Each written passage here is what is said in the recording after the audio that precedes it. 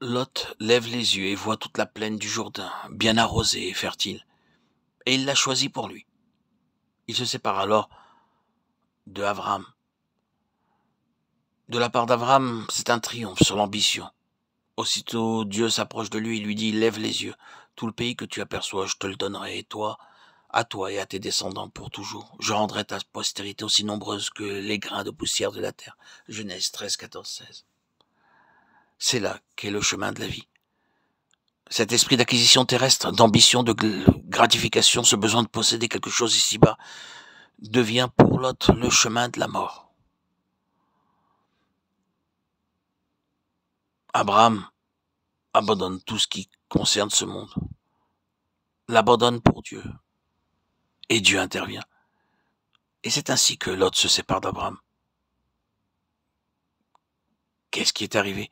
Est-ce que ce sera la fin de cette parenté qui avait été durant tout ce temps une cause de limitation? Il semble qu'il en soit ainsi. Au jour où cela s'accomplit, au jour où cette influence naturelle est enlevée, Dieu intervient avec un nouvel horizon de vie. C'est un principe vrai, c'est une marque que nous avançons lorsque nous arrivons à la place où il est vrai devant Dieu que nous avons renoncé dans l'œuvre de Dieu même et dans le ministère à tout ce qui serait prospérité et succès aux yeux des hommes.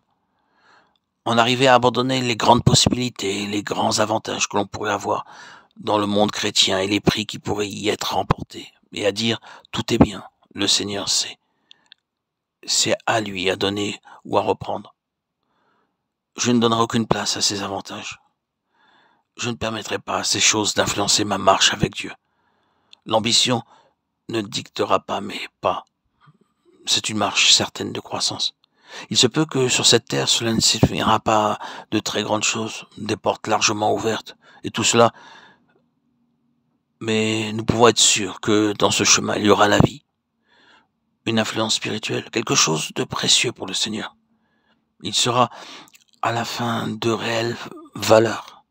Mais ce chemin nécessite quelquefois et avant tout ce conflit contre l'ambition dans lequel doivent être repoussées toutes ces suggestions et toutes ces influences. Et il faut ensuite que nous arrivions à la place où nous voyons que le chemin de la vie consiste à marcher avec Dieu, alors même que cela nous coûterait tout.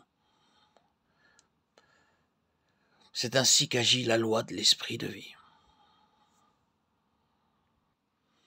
Nous ne sommes plus alors dans le désir, dans ce monde. Nous n'avons plus l'ambition de la nature. Nous n'avons plus l'ambition du succès.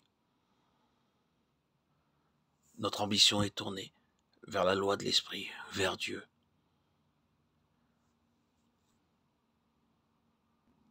L'esprit de vie nous anime et nous allons toujours de l'avant, édifiés de jour en jour.